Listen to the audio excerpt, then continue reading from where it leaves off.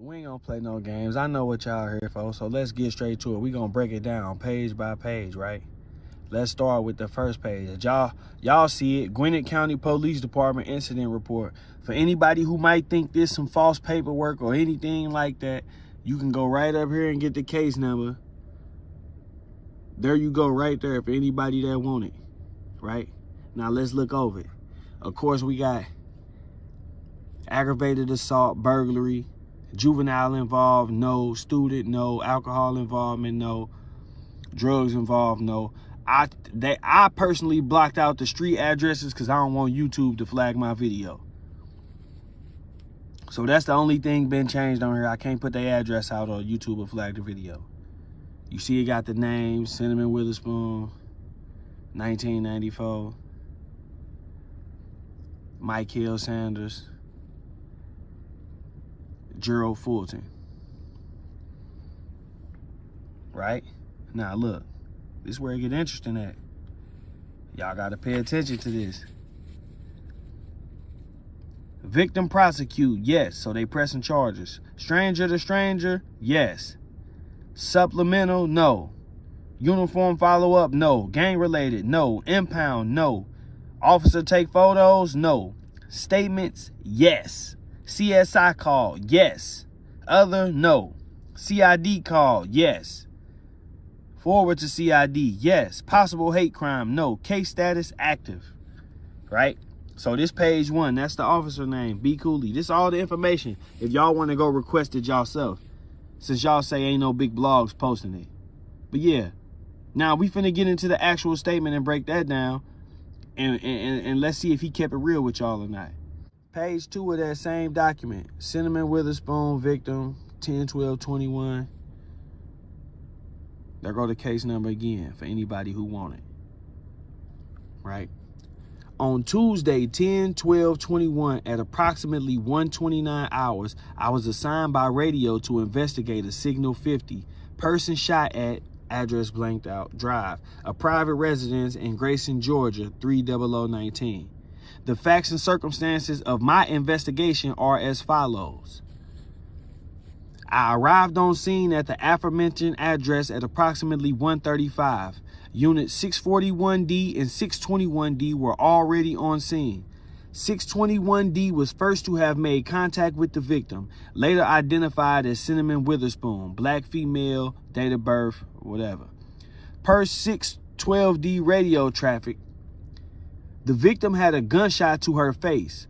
Prior to making entry into the residence, I formed a 2-man contact team with 611D, manned by Officer A.M. Watkins, B number 1708. We cleared the upper and lower floors of the residence for more victims or suspects. While clearing the residence, we discovered a shattered rear window on the first floor.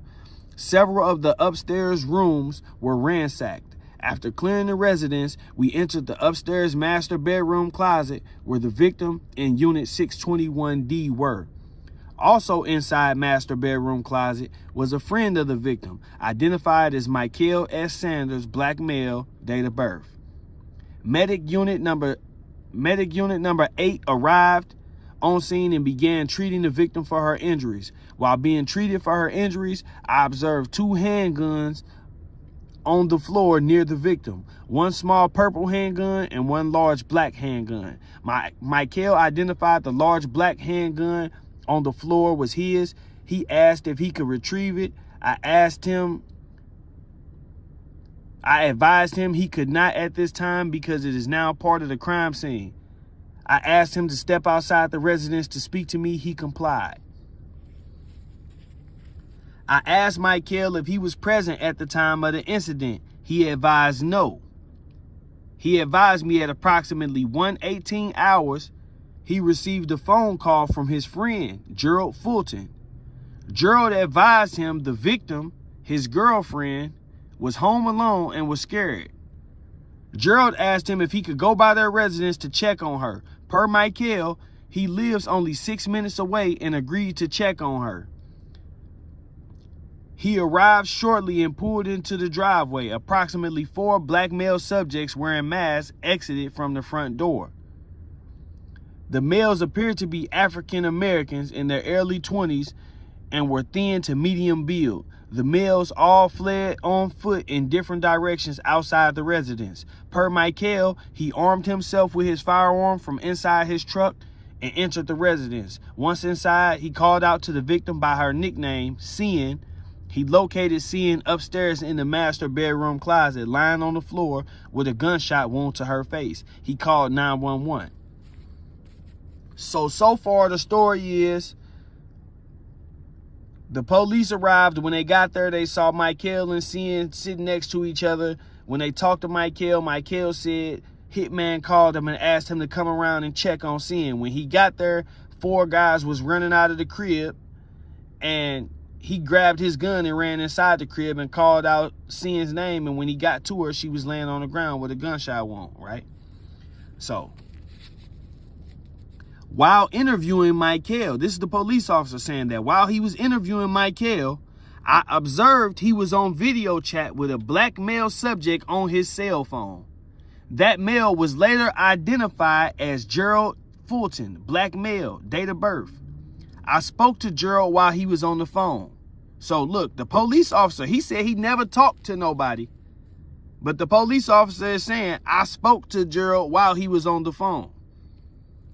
Per Gerald, he's the victim's boyfriend and residence owner. He advised me he's currently out of town in Kansas City, Missouri. The victim called him and advised she believes someone is inside the residence. He called Michael and asked him to check on the victim. This is where it get tricky. It ain't even tricky because it's clear as day. I asked Gerald if he had any enemies or any unusual circumstances occurred at his residence lately. He could have easily said no. He could have easily said, nah, I ain't got no enemies, ain't nothing happened around my crib or nothing. Instead, he advised in August 2021, this is where we are right here. He advised in August 2021, an unknown male subject walked into their open garage. Their alarm system greeted the male. The male advised their alarm system he accidentally entered their property. Then, right here, Gerald forwarded Michael a copy of the video incident in August. So the police asked you, did you have any enemies?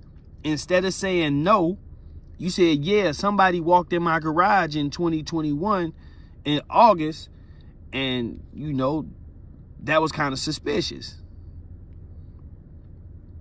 Then you forward a copy of the video incident from August to Michael. Michael was sent a link from the detectives. It say right here, I sent Michael a link from the department's Axon Evidence Com to upload the video for evidence. So all of this happened right here while you was on FaceTime.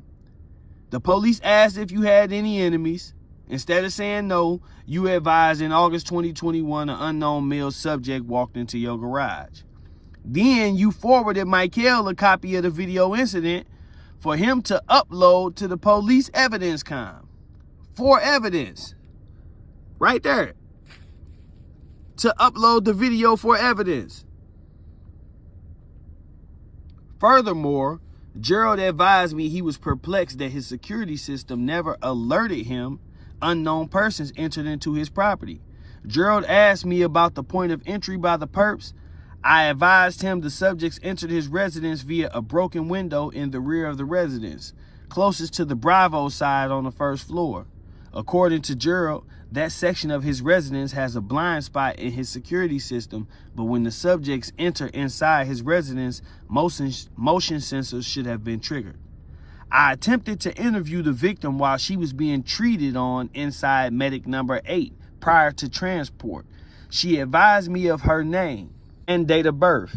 She advised me she was home alone when her dog started barking. She believed someone was inside the residence. She hid inside the master bedroom closet and armed herself with her handgun. Moments later, an unknown black male opened the bedroom closet she was in. She fired a shot at the male. He quickly fled, returning gunshots at her. She was struck in the face by one of the rounds. Before I could complete my interview of the victim, she was transported to Northside Gwinnett Hospital by medic number 8. I remained on scene with Michael until CSI units and CID unit number 882 arrived on scene. CID unit number 882 arrived on scene at approximately 4:16 hours. The investigation was turned over to 882. I took possession of the crime scene log maintained by 641D at approximately 4:53 hours. I remained on scene as a support unit for 882 and CSI units until released at approximately 5:43 hours. My body-worn camera system was activated while on scene. So everything that I just said happened in this paperwork was all caught on body cam. My body-worn camera system was activated while on scene.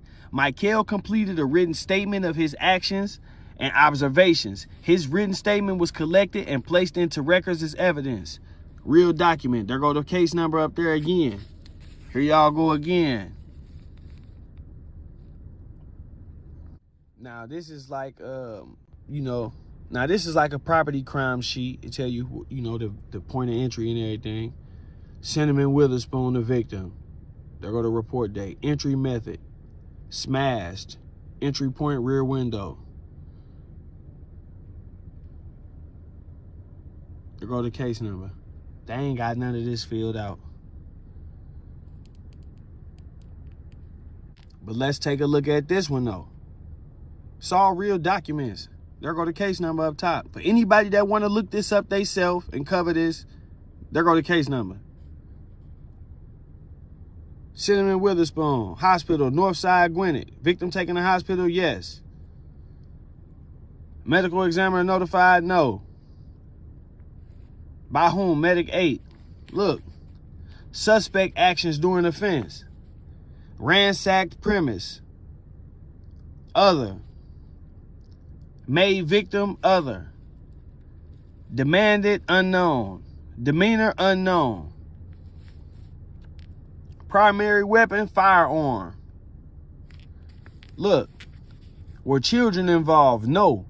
Was act committed with children present? No. Number of previous complaints advised by victim? Unknown. Existence of prior court orders? No. Was victim advised of available remedies and services? Yes. Relationship of primary aggressor to victim? None of the above. Type and extent of alleged abuse by the primary aggressor? Gun, knife wounds. Police action taken? Other. If no arrest, why not? Primary aggressor not at scene. Not at scene. Extent of injury? Shot. Look at this. How was the primary aggressor identified? Testimonial evidence. Look at this. It's a true document. You know what that testimonial evidence was? Let me show y'all what that testimonial evidence was. While interviewing Michael, I observed he was on video chat with a black male subject on his cell phone. That male was later identified as Gerald Fulton. I spoke to Gerald. I asked Gerald if he had any enemies or any unusual circumstances occurred at his residence lately. He did not say no. Instead, he advised that in August 2021, an unknown male subject walked into their property, their open garage. So that happened in August. This happened in October. This was reported in October. And in October, you gave them a video from August. Why? Because you had been sitting on that video thinking that it was something suspicious about that. Instead of you screenshotting that and posting it up and saying, anybody know this man, get in contact with me. I got $1,000 for some info or whatever. You decided to give the video to the police. Right here, it said. He advised in 2021, an unknown male subject walked into their open garage. Their alarm system greeted the male. The male advised their alarm system he accidentally entered their property. Gerald forward Michael a copy of the video incident in August. So you had that video from August in your phone and you sent it to Michael. The police then sent Michael a link from the department's Axon evidence com so he can upload the video for evidence. all while you was still on the phone. And then you advised the police that you was perplexed that the security system never alerted nobody. So you sat there and you did this, bro. But you just told the battle rap culture that you did not. You told them that you did not. So what I think you should do, this just me, right? We all see it right here, right? Y'all see this. We all see it right here. My body-worn camera system was activated while on scene. I think you should go get Officer Cooley's body cam footage. You should go get Officer Cooley's body cam footage and show it.